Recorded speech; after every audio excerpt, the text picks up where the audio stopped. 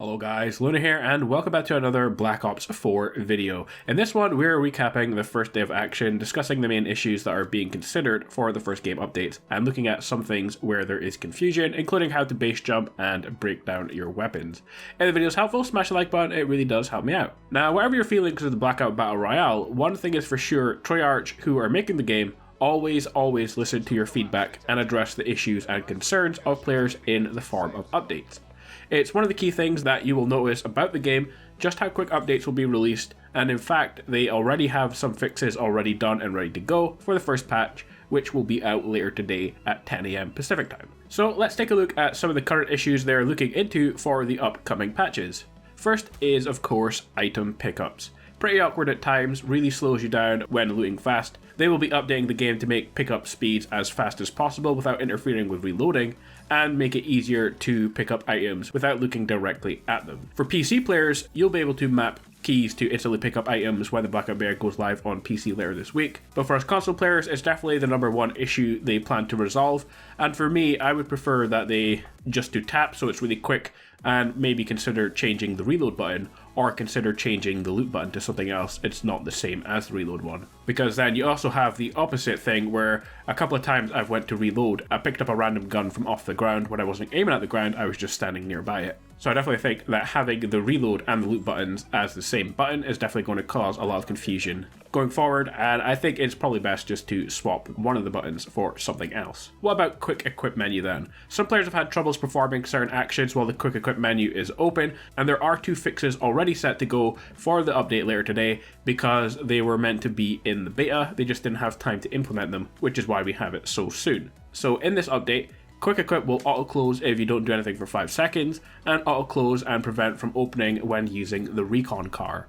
For future reference, the quick equip menu can be closed by pressing down on the D-pad if you didn't know. I did get confused my first game. I tried to revive a teammate quickly, and I was in my quick menu at the time, and I couldn't close the quick menu because I couldn't figure it out because I was under fire at the same time. So it was confusing, but I did eventually figure it out. But it definitely needs to close on its own if you're not using it. Another hot topic for the beta is of course Armour. Much like it was during the multiplayer beta, there's a lot of discussion around how powerful Armour is. So they're going to be keeping a close eye on Armour performance during the beta. They may tweak it. One of the things that they can do is of course stop level 3 Armour from spawning just in the game world, have it limited to maybe zombie drops and of course supply crates as well. That way it prevents loads of people from having it end game. What about friendly fire then? Like most BR games, you can take out your teammates with friendly fire by mistake, or in some circumstances your teammates will kill you on purpose of course, but they're going to consider their options on this. They're also collecting stats on players who's damaged their teammates with friendly fire, and have a team who will monitor them and deal with people who seem to be outside the occasional accident. So there already is a system in place to deal with team killers.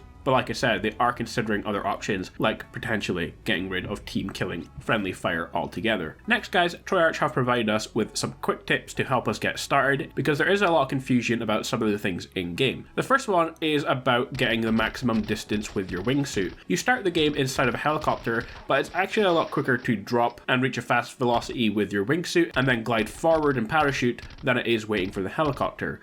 So to achieve your maximum distance when dropping onto the map in your wingsuit, you have to point straight downwards as soon as you come out of the helicopter, and once you hit around 60 meters per second, you can then level out and you will continue traveling at 60 meters per second all the way along, so you can travel really far distances really quickly. It's definitely better than waiting in the helicopter to go, because you can get to places quicker by simply doing that. And you can see the clip in the video of me getting to the lighthouse really quickly by doing that method. What about healing then? Of course you don't need to stop moving to heal. That's a real game changer, being able to heal while you're under fire and on low health. So it is important to make sure you have plenty of healing on you.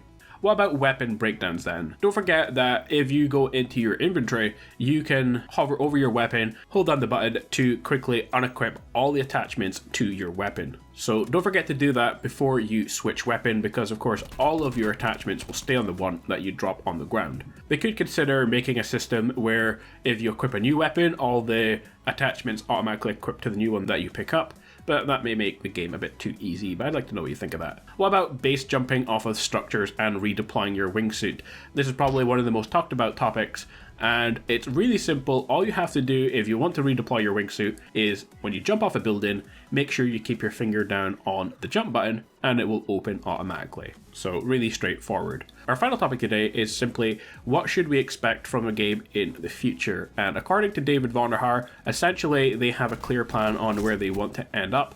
But really it's just going to be us players who decide on what we want from Blackout.